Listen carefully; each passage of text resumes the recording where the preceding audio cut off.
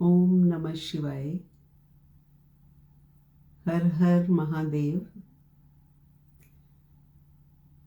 आज जन्माष्टमी के शुभ अवसर पर सबको बहुत बहुत शुभकामनाएं। तो आज मैंने सोचा कुछ महादेव जी का ज्ञान शेयर करते हैं। तो आज हम देखेंगे कि महादेव जी के ज्ञान अनुसार हमने कौन सा संस्कार बदला है खुद में। जैसे महादेव जी बोलते हैं कि सबके प्रति हमारी समदृष्टि होनी चाहिए, तो क्या वो संस्कार हमारा पक्का हो गया? सबको समान, एक ही पिता की संतान, न कम न ज्यादा, किसी को रूप में भी समान, एक ही पिता की संतान, सभी चेतन शक्ति आत्माएं हैं, ऐसा हमने समझना है। चाहे सोच में सभी समान नहीं हैं, संस्कार में अलग अलग हैं, क्योंकि उनकी जर्नी अलग है तो सोच अलग होगी, इसलिए उनका कसूर नहीं है। जो बेकसूर होता है उस पर हमें गुस्सा नहीं आता। जिसको हमारा मन गलत मानता है उस पर ही गुस्सा आता है, और हम समझते हैं कि ये हमारे अनुसार नहीं चलते। तो सभी सही हैं, सृष्टि की सारी आत्माएं सही हैं, जो जहां भी लगी हुई हैं पुरुषार्थ में, जहां भी जो मस्त है, जिसकी भी मस्ती में मस्त हैं, उन्हें वहां पर ही मस्त रहने का अधिकार है। जैसे कहते भी हैं, सभी अपनी अपनी डफली, अपना अपना राग। तो इसलिए उन सब के प्रति हमने प्रेम का भाव रखना है। तो क्या ऐसा समरस समभाव सबके प्रति हो गया? क्योंकि यही हमें ज्ञान समझाता है, सबको समान दृष्टि से देखना। दृष्टि में समान भाव आ गया, भेदभाव तो नहीं रहा। यह ऊंच कुल के नीच कुल के हैं या विकारी हैं, सारी आत्माओं के प्रति समदृष्टि, समान दृष्टि, सबके प्रति प्रेम भाव रखना है। दुनिया में तो जिसके साथ सोच नहीं मिलती, संस्कार नहीं मिलते, तो उनके प्रति अच्छे शब्द नहीं बोलते। जैसा स्वभाव संस्कार है, जैसा उनको ज्ञान मिला, वैसा ही वे सोचते हैं। तो हर आत्मा के प्रति प्रेम भाव, जैसे हम पहले कहते थे बाबा के गीत में कि तेरे फूलों से भी प्यार, तेरे कांटों से भी प्यार। अभी तक हमने ये बात बाबा के लिए लगाई थी, ये बात अभी हमने सब आत्माओं के प्रति लगानी है। सारी आत्माओं के फूलों से भी प्यार और कांटों से भी प्यार। कोई हमें प्यार से देखे या ना देखे, हम तो देखेंगे। हमने मन में प्रेम रखना है, प्यार रखना है, समान दृष्टि रखनी है। हमने तो अपना संस्कार चेंज करना है ना। क्या हमारा अहंकार खत्म हो गया? हमने खुद को सर्वश्रेष्ठ आत्मा समझना नहीं, बनना है। हमारा व्यवहार सर्वश्रेष्ठ होना चाहिए। जो हमसे मिले हमें बताना ना पड़े कि हम भगवान के बच्चे हैं, हम तो सृष्टि की श्रेष्ठ आत्माएं हैं या 108 वाली आत्माएं हैं, हम तो अष्ट रत्न हैं, ये बताने की जरूरत ना पड़े। हमको देखकर भाव आए कोई भगवान के ही बच्चे हैं, ऑर्डिनरी नहीं हैं। हमारी खुद की 3 शक्तियां जागृत होनी चाहिए। जब भी किसी से मिले हमारा मन शांत हो और अंदर में खुशी का एहसास हो और मन में पवित्रता हो, प्योरिटी हो। शांति, सुख और पवित्रता, इन तीनों का श्रृंगार करके जाना है। जब भी कहीं जाना है, हमने पहले इन तीनों गुणों का श्रृंगार करना है। हम किसी से मिलने जाते हैं तो 3 गुणों का श्रृंगार करके जाएंगे। शांति, सुख, पवित्रता 24 घंटे हमारे साथ रहनी चाहिए। शांति, सुख, पवित्रता अगर हमारे साथ होगी तो हमारे व्यवहार में वो नजर आएगा। तभी कहते हैं हम जीती जागती प्रदर्शनी होना चाहिए हमारे को। कोई बात आपसे करे ना करे, लेकिन नजरों से ही निहाल हो जाए। हमारी यह प्यार भरी दृष्टि ही निहाल कर दे। ऐसे नहीं बोलना जो तुम मानते हो कि कृष्ण या महाभारत या राम या शास्त्रों में जो लिखा है वो झूठ लिखा है। किसी के मन को भी दुख नहीं देना। जो जहां भी खुश है उसको खुश रहने देना है। ज्यादातर ज्ञानियों को ये रहता है कि तुम गलत हो, तुम्हारा ये ज्ञान गलत है। तो हम अपनी एनर्जी कहाँ लगाते हैं? उनको गलत सिद्ध करने में। ऐसा नहीं करना है। जैसे अगर कोई डॉक्टर है, घरों में जाकर कहे कि तुम सब बीमार हो, मैं तुम्हें दवाई लिख कर देता हूं, तुम ठीक हो जाओगे, तो ऐसे तो अच्छा नहीं लगता ना। ऐसे कोई डॉक्टर नहीं करता। ऐसी सेवा नहीं करनी है। अगर हम डॉक्टर हैं तो क्या होगा, जहां भी हम बैठे हैं, दुकान खोलकर, क्लिनिक खोलकर अपनी मस्ती में बैठना है। कोई आएगा तो दवाई दे देंगे, नहीं आएगा तो नहीं देंगे। कहते थे ना मुरली में कि कम खर्च बाला नशीन। इसका अर्थ स्थूल में लगा लिया कि धन जगह जगह नहीं खर्च करना, कम खर्च करना है। एक्चुअल में इसका सूक्ष्म मतलब यही था कि अपने संकल्पों को कम खर्च करो। संकल्प नहीं चलाओ इतने ज्यादा कि कौन क्या ज्ञान सुना रहा है, कौन क्या सोचता है। जैसे संत कबीर की एग्जाम्पल बताते हैं। उससे पूछा किसी ने कि तुम इतना खुश कैसे रहते हो, तुझे कोई जानता तो है नहीं। तो वह, क्योंकि वह कोई बड़ा आदमी तो नहीं था, जुलाहा था, खुश बहुत रहते थे। लेकिन इसका क्या राज है? उसने बोला, मुझे कोई मानता है माने, नहीं मानता नहीं माने, समझता है समझे, नहीं समझता नहीं तो ना समझे। मेरा जो एक है ना, वो मुझसे बहुत खुश है और वो मुझे बहुत अच्छी तरह से जानता है और वह मुझसे खुश भी है। तो उसकी खुशी में ही मैं खुश हूं। एक का खुश होना बहुत है।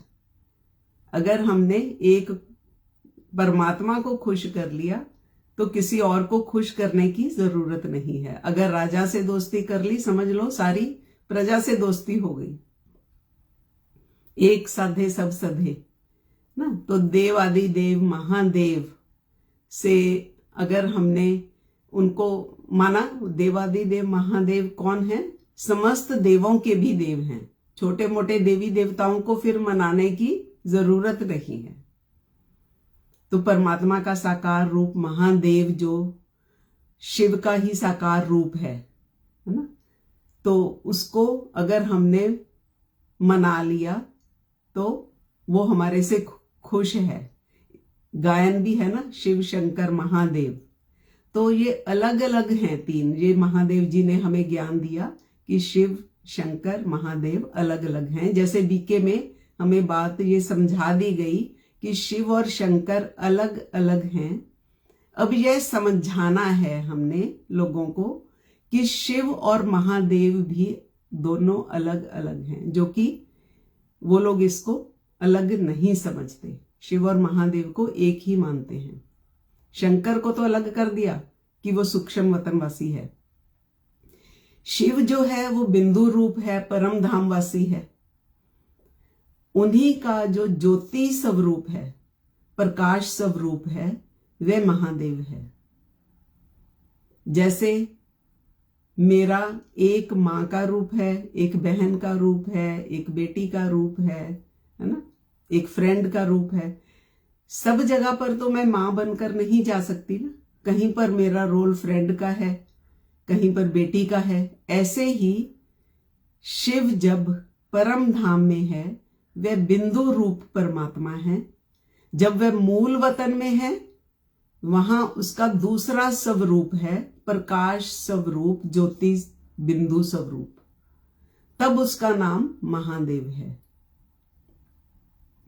सूक्ष्म वतनवासी जो है वो शंकर आकारी देवता है, त्रिदेवों में से एक देव हैं, जो कि हमें समझ आ गया है। शिव का जो प्रकाश स्वरूप है वह नीचे आता है।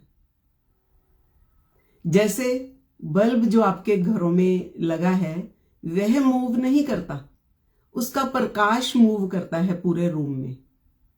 बल्ब महत्वपूर्ण है या प्रकाश महत्वपूर्ण है? बल्ब का प्रकाश महत्वपूर्ण है ना, हमें तो प्रकाश चाहिए, है ना। ऐसे ही शिव का जो ज्योति प्रकाश स्वरूप है, महादेव है, देवादि देव, वह महत्वपूर्ण है। आपको रोशनी चाहिए या बल्ब चाहिए? आप अपने घर में अगर 10 बल्ब ले आए, 10 और भी खरीद लें, तो क्या उनका फायदा होगा? ऐसे ही जो शिव हैं वो बिंदु रूप है, महादेव जो है वो ज्योति बिंदु स्वरूप है। जैसे बल्ब के 2 रूप है ना, एक जब वह बुझा हुआ है, एक जब वह जगा हुआ है। 2 रूप है ना। जला हुआ बल्ब फायदा देगा या बुझा हुआ बल्ब फायदा देगा? उसका इंपॉर्टेंस है, बल्ब होना जरूरी है, लेकिन हमें क्या चाहिए? प्रकाश चाहिए ना। जब वह जगता है तो महादेव है, जब बुझता है तो बिंदु रूप शिव है। तभी कहते हैं शिव को शव समान भी बोलते हैं। जब वो जगा हुआ नहीं है तब वो शव समान है, जिसमें कोई हरकत नहीं होती। बिंदु रूप परमात्मा जो परम धाम में है वह सदा शिव है, सदा परम धाम में है, 1 इंच भी अपनी जगह से नहीं हिलता। क्या बल्ब रोशनी देने के लिए हिलता है? उसको हिलने की जरूरत नहीं है, उसको आने की जरूरत नहीं है। अगर हम उसे अपनी जगह से निकाल देंगे, बल्ब को इधर उधर कर देंगे, तो रोशनी तो चली जाएगी। हमने उसका कनेक्शन काट दिया। क्योंकि शिव जो है वह स्थिर है, सदा शिव है, उसे कोई हिला नहीं सकता। इसलिए सभी धार्मिक पुस्तकों में सभी जितने भी पीर फकीर महावीर हुए हैं, उन्होंने उसे ऊपर ही माना है। परमात्मा कहां है? ऊपर है। वह सदा शिव है, उसका प्रकाश नीचे आता है। जैसे बल्ब का प्रकाश फैलता है, ठीक उसी तरह शिव का प्रकाश स्वरूप जो महादेव है, जो देवादि देव महादेव हैं, क्योंकि प्रकाश भी अलग अलग तरह के हम देखते हैं ना इस दुनिया में। एक प्रकाश जो गर्मी देता है, एक प्रकाश जो ठंडक देता है।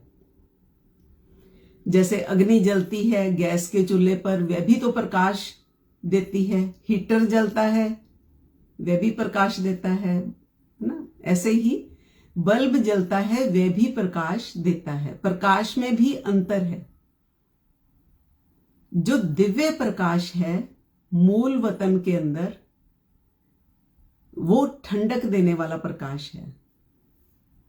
अग्नि भी प्रकाश देती है, लेकिन जो दिव्य प्रकाश है वह सुख देने वाला प्रकाश है। वह परम आनंद का अनुभव करवाने वाला प्रकाश है। वह परम आनंद का अनुभव करवाएगा जो मूल वतन में है। जब आत्मा वहां जाएगी तो इतना सुख, इतना आनंद का अनुभव करेगी, जो कि यहां पर हम उसकी कल्पना भी नहीं कर सकते। एक होता है यहां पर कल्पना करना, एक होता है वहां पर जाकर उसका अनुभव करना, वो अलग है। उसको ही बाबा ने सुख धाम भी बोला है। परम धाम को शांति धाम और मूल वतन को सुख धाम बोला गया है। तो वही प्रकाश स्वरूप का एक अंश नीचे आता है और साकार शरीर धारण करता है और कोशिश करता है, ज्ञान देता है, वहां का वर्णन करने का, बताने का, वहां का सुख हमारे शब्दों में बयान करने का प्रयास करता है। जिन आत्माओं में प्योरिटी होती है उन आत्माओं को एहसास होने लगता है, सभी को नहीं होता। जैसे अगर आप किसी को ज्ञान सुनाए कि सत्य बोलना चाहिए, ईमानदार रहना चाहिए, तो सभी को पसंद नहीं आएगा, बोर हो जाएंगे, क्योंकि वो तो पैसा कमाने की धुन में लगे हैं। प्रेम करो परमात्मा से वैसे तो बोला जाता है, लेकिन वो कहते हैं प्रेम करो धन से, धन ही सुख का आधार है। तो इसलिए उनको ये बात समझ नहीं आने वाली। वैसे तो प्रेम करो परमात्मा से, प्रेम को ही भक्ति का जो की प्रकाष्ठा बोला गया है। तो जिसने धन को ही भगवान मान लिया, ठीक उसी प्रकार जब हम परमानंद की बात करते हैं, शांति की बात करते हैं, सुख की बात करते हैं, किन्हें अच्छी नहीं लगती? अहंकारी लोगों को, जिन्हें माया चाहिए, ब्रह्मांड चाहिए, है ना, ब्रह्मांडों का मालिक बनना चाहते हैं, 108 में आना चाहते हैं। उनको चाहिए कि हमें ऐसे श्रेष्ठ आत्मा बनाओ और बोलो कि हमारा ये ऊंच पद है, तो हम ही राजा महाराजा बनेंगे इस दुनिया में। तो उन्हें ये ज्ञान अच्छा नहीं लगेगा। हम कहते हैं कि तुम एक सिंपल साधारण आत्मा हो, है ना, सबके प्रति समान भाव रखना है। हम सभी आत्माएं हैं, एक पिता की संतान हैं। हाँ, अगर हमारा लक्ष्य ऊंच है कुछ पाने का, तो चेक करो क्या हमारे अंदर ईर्ष्या, जलन, गुस्सा खत्म हो गया। जब हमें लगता है कि हमारे अंदर अवगुण भरे पड़े हैं, जिसके अंदर अवगुण होंगे, क्या गुस्सा होगा, दूसरों के प्रति नफरत होगी, तो क्या उसको हम परमात्मा के समान मान सकते हैं? इवन देवी देवता भी नहीं मान सकते उनको। तो पहले अपने अंदर वो गुण धारण करने हैं। वो गुण ही हमारे को आगे बढ़ाएंगे। जैसे महादेव जी ने बोला, मुझे ज्ञानी तो आत्मा नहीं प्रिय, मुझे गुणी तो आत्मा प्रिय है। क्योंकि जिसके अंदर इल्म है ना, कोई आर्ट है, कोई गुण है, तो इल्म के आधार पर आप जितना मर्जी पैसा कमा सकते हैं ना। इल्म है तो जो आपके पास होगा आप उसको और बढ़ा लेंगे। तभी कहते हैं बच्चों को संस्कार देने चाहिए। संस्कार होंगे तो जो माँ बाप छोड़कर गए हैं उसको डबल कर देंगे, ना। या तो आप ब्रह्मांडों के मालिक बन जाओ, कोटि कोटि ब्रह्मांडों के मालिक बनो, ये आप लक्ष्य रखो, अमीर हो जाओ। लेकिन उसके लिए भी पहले अपनी चेकिंग करनी है, आप राजा बनो। या फिर दूसरा लक्ष्य कुछ आत्माओं का ये है कि आप अंदर के अमीर बन जाओ, मन के राजा, बेफिक्र बादशाह। तभी बोला भी जाता है मन जीते जगत जीत। जो मन के राजा हैं वो जगत को तो जीतेंगे ही। तो हमने अपने संस्कारों पर विजय प्राप्त करनी है। अपना मन स्थिर हो गया, ऐसी स्थिति चेक करनी है। क्या हमारा मन स्थिर है एक, या डिस्टर्ब होता है? कौन सी स्थिति अच्छी है? एक है कि कोई बहुत अमीर है, 1 लाख ब्रह्मांडों का मालिक है, राजा महाराजा है, मन उसका डिस्टर्ब रहता है, आपका मन नहीं करता उसके पास बैठने का भी। दूसरी स्थिति है कि जो मन जीते जगत जीत, हर स्थिति में मन प्रसन्न है। तो जो प्रसन्न चित्त होंगे वही मूल वतन जाएंगे, सुख धाम में जाएंगे। और जब तक यहां रहेंगे, यहां भी वो अपनी एक रस अवस्था बनाकर रखेंगे। और जो ईर्ष्या वाले होंगे, नफरत करते हैं, उनकी ईर्ष्या भी खत्म नहीं हुई, दूसरों के प्रति नफरत का भाव है, तो वो कहां जाएंगे? वे सूक्ष्म वतन में जाएंगे। वहां ईर्ष्या, राग, द्वेष रहती है, क्योंकि वो बीच की स्टेज है। किसी ने जैसे हमने देखा ना, उसके 10 ब्रह्मांड तोड़ दिए, उसने 20 तोड़ दिए, ऐसी कहानियां हैं। ये आपने शास्त्रों में देखी होंगी। देवासुर संग्राम सुने होंगे, सनातन धर्म में दिखाते हैं। ये सब ऊपर ही दिखाते हैं, ऊपर होते थे, पृथ्वी पर नहीं होते थे। देवासुर संग्राम आसमान में लड़ते थे लड़ाइयां। तो ये बातें सब सच हैं, झूठ कुछ नहीं है। तो सूक्ष्म में उसका रहस्य समझ जाएंगे तो हमें कुछ भी गलत नहीं लगेगा। आज की दुनिया में हमें ज्ञान का अहंकार हो गया तो हम उनको नहीं मानते, हम कह देते हैं कि ये सब झूठ है, गपौड़े हैं, लेकिन उनका सूक्ष्म रहस्य है। तो हमने अपना जब अहंकार खत्म कर लिया अंदर से, तो अगर हमने अहंकार के वश ब्रह्मांड बनाए भी होंगे सूक्ष्म में कभी, तो वो नष्ट हो जाएंगे। जैसे राम ने परशुराम का अहंकार तोड़ा था, जब उसने उन पर विश्वास नहीं किया था कि मैं तभी मानूंगा अगर आप ये धनुष पर प्रत्यंचा चढ़ाकर दिखाओगे। तो फिर जब राम ने ऐसे किया तो उसका अहंकार टूटा और उसने बोला कि मेरे जो भी मैंने ब्रह्मांड अहंकार वश बनाए, है ना, बनाए थे, लेकिन कुछ अच्छे कर्म भी किए थे उन्होंने। भगवान परशुराम अपने पुण्य कर्मों से ब्रह्मांड भी बनाए, लेकिन बाद में अहंकार आ गया। उसने कहा मेरा अहंकार दूर हो गया प्रभु, इन सारे ब्रह्मांडों को तोड़ दो। तो आज यहां पर हम जैसे जैसे अपने आप को पवित्र करते जाएंगे, अहंकार तोड़ेंगे, तो हमारे ब्रह्मांड नष्ट हो जाएंगे। फिर उसके बाद एक बड़ा ब्रह्मांड, एक ही ब्रह्मांड जिसको हम कहते हैं मूल वतन सुख धाम, वहां हम जा पाएंगे। तो आज अगर आपने महादेव के ज्ञान अनुसार अहंकार तोड़ लिया, अहंकार को जीरो कर लिया, सम दृष्टि, सम भाव, सम रस की स्थिति पैदा कर ली, तो आप जीरो से हीरो बन जाओगे ना। तो सूक्ष्म वतन में जो आपने अगर ब्रह्मांड बनाए भी थे, वे धीरे धीरे नष्ट होने शुरू हो जाएंगे ना। तो अंदर में हमने संस्कार वो वाले खत्म करने हैं, नेगेटिव वाले, और वहां पर ब्रह्मांड खत्म हो जाएंगे। फिर आपको उनका लालच नहीं रहेगा। तो प्योर मूल वतन, वहां पर हम जा पाएंगे जहां पर परमात्मा वास करते हैं। क्या वो सबसे अच्छी और प्योर दुनिया नहीं होगी जहां पर महादेव रहते हैं?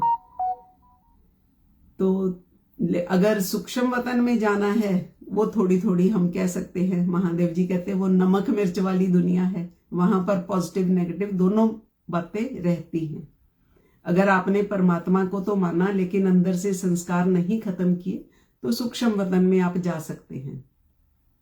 और जो लोग चैलेंज को स्वीकार करने के लिए तैयार हैं, क्योंकि इसी दुनिया में जो रहना चाहते हैं, साकार में ही रहना चाहते हैं, ना सूक्ष्म वतन में जाना चाहते, ना मूल वतन में जाना चाहते, साकार में यहां पर ही 84 जन्म लेना चाहते हैं, ऐसा भी कईयों का लक्ष्य होता है। तो फिर उन्हें यहां पर ये, क्योंकि दुख सुख की दुनिया है, इस दुनिया में दुख भी मिलेंगे और सुख भी मिलेंगे, तो फिर यहां पर जो भी चैलेंज आए उसको स्वीकार करना है। जीवन में कुछ भी घट जाए बढ़ जाए, इससे फिर मन को निकालना पड़ेगा। तो इस तरीके से आज हम देखेंगे कि राधा कृष्ण का भी जो संबंध है, क्योंकि हमारा भी जो संबंध है, वैसे तो दुनियावी संबंध हमारे बहुत सारे हैं, माता पिता, बेटा बेटी, भाई बहन, दोस्त, कितने ही संबंध हैं, है ना। लेकिन आत्मा के कितने संबंध हैं?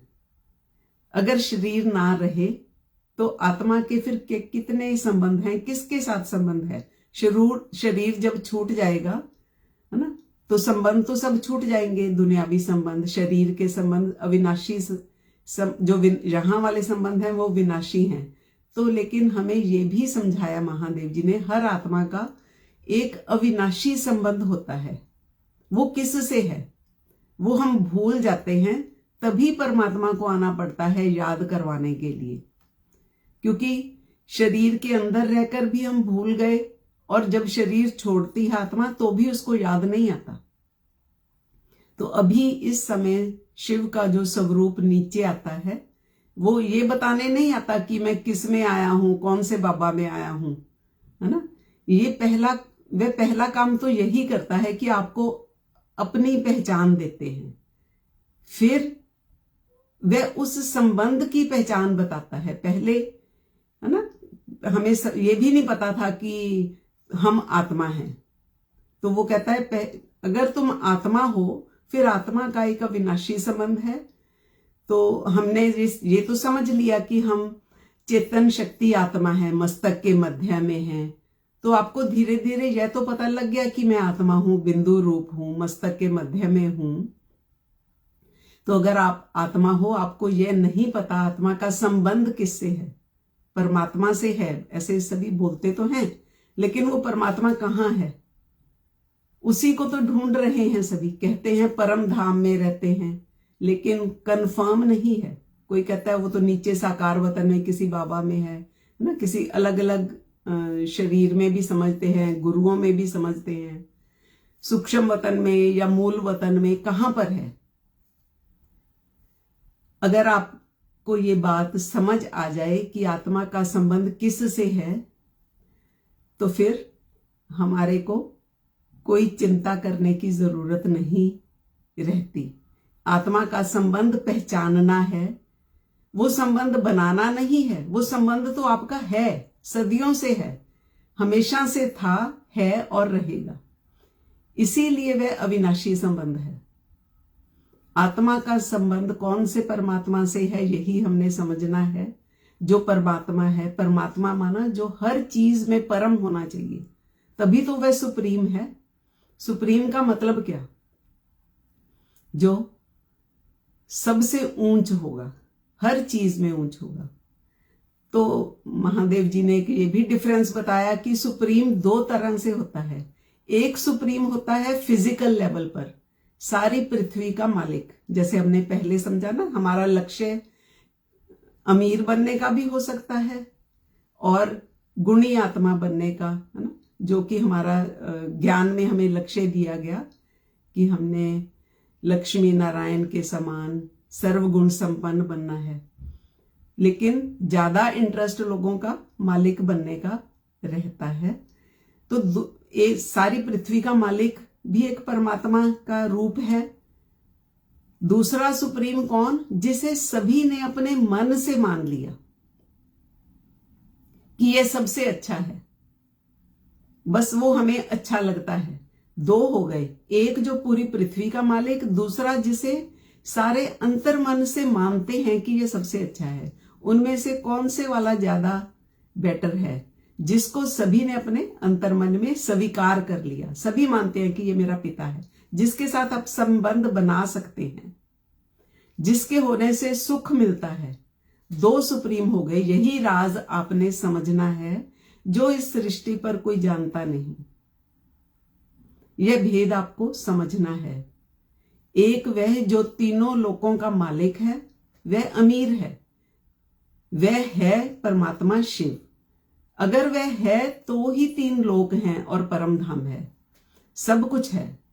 वह अमीर है, मालिक है, लेकिन फीलिंग्स नहीं है उसमें।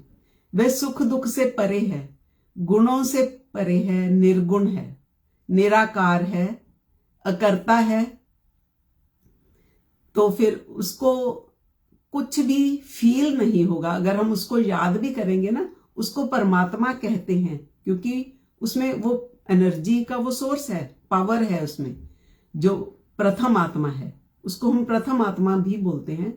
दूसरा जो है वह है देवादिदेव महादेव, जिसे अंतर मन में बसाया जा सकता है, जिसे सब आत्माएं प्यार करती हैं, क्योंकि वह दिव्य गुणों का आधार है, डिवाइन पावर्स का सोर्स ऑफ स्पिरिचुअल पावर है, जो मन को शांत करती हैं, सुख देती हैं, जो मन को पवित्र बनाती हैं, आत्माओं में प्रेम भाव जागृत करती है।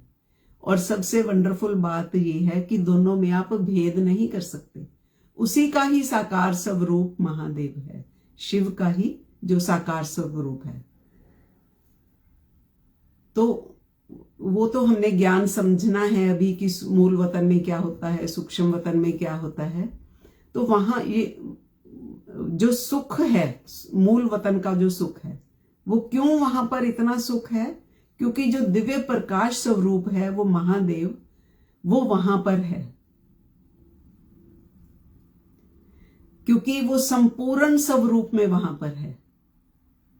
वह दुनिया जो है मूल वतन, वह भी संपूर्ण स्वरूप में है, उसमें कोई अभी अपवित्रता नहीं आई ना। शांति है मूल वतन की, तो वहां पर 100% है। सूक्ष्म वतन में उसमें मिलावट हो जाती है, 100% नहीं रहती, जिसे परम शांति बोलते हैं, वहां है। यहां तो सिर्फ बोलने के लिए हम बोल देते हैं, लेकिन रियल में जो परम शांति है, 100% सुख और शांति है, वो मूल वतन में है। परम धाम में 100% शांति है, लेकिन सुख जो है वो मूल वतन में, शांति के साथ सुख भी है जो मूल वतन में है। तो और महादेव अपने संपूर्ण स्वरूप में रियल में वहां पर हैं। तो जो जिसको हम ज्योति बिंदु प्रकाश स्वरूप बोलते हैं, है ना, सदा जागती ज्योत बोलते हैं, वो वहां पर है। तो हमने जब याद करना है, रियल में अगर हम विश्वास करेंगे कि वो परमानेंट शांत स्वरूप है, सुख स्वरूप है ना, शांति का सागर है, सुख का सागर है, उसके हम बच्चे हैं, उसको याद करेंगे तो उसके गुण हमारे अंदर आ जाएंगे। जैसे हम जिसको याद करते हैं उसके गुण अंदर आ जाते हैं ना। अगर कोई नेगेटिव इंसान, कोई आत्मा है, उसको भी अगर हम याद करते हैं तो उसकी बुराई भी हमारे अंदर आती है।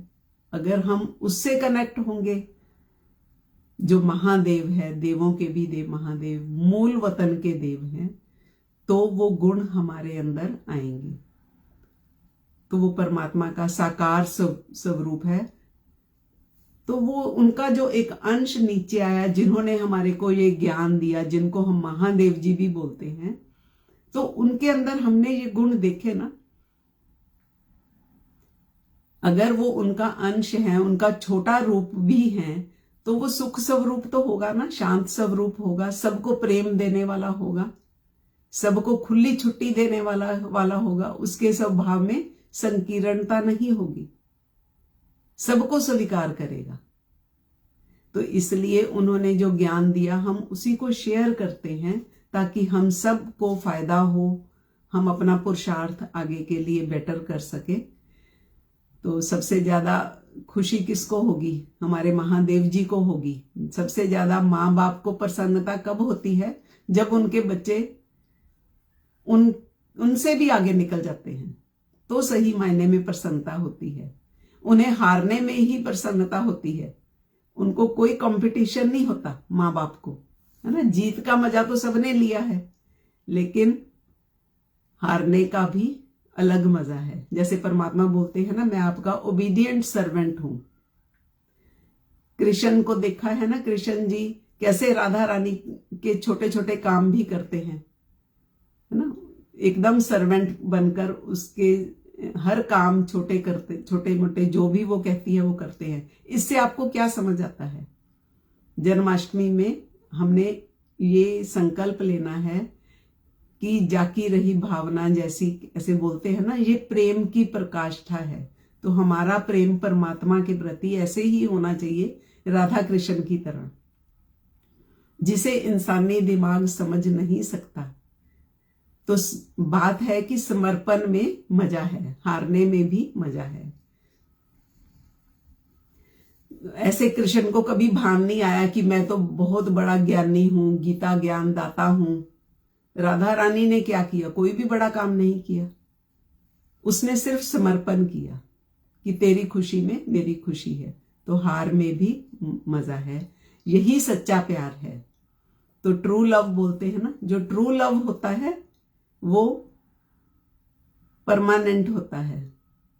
जो खाली प्यार होता है ना, जो कि एक्वायर्ड सेल्फ के अनुसार होता है, हमारे जो संस्कार है ना उनके अनुसार जो प्यार होगा। अगर हमें कोई सुंदर लगेगा, अमीर लगेगा, तो उससे अटैचमेंट हो जाएगी, प्यार हो जाएगा। लेकिन जो ट्रू लव होता है वो इनेट सेल्फ पे, हमारे मूल गुणों के आधार पर होता है। उसमें कुछ नहीं देखते, ना जात ना पात, ना ऊंच ना नीच, अमीर गरीब, सुंदर ना सुंदर, कुछ नहीं देखते। उसमें सिर्फ गुणों को देखते हैं। वही सच्चा प्यार होता है, जो कि परमात्मा के साथ होता है, गुरुओं के साथ होता है, जितने भी पवित्र आत्माएं होती हैं उनके साथ होता है। तो हमने परमात्मा के साथ, महादेव जी के साथ सच्चे वाला प्यार करना है, जैसे कि राधा कृष्ण का प्यार था। तो इसी के साथ सभी को बहुत बहुत शुभकामनाएं। ओम नमः शिवाय। हर हर महादेव।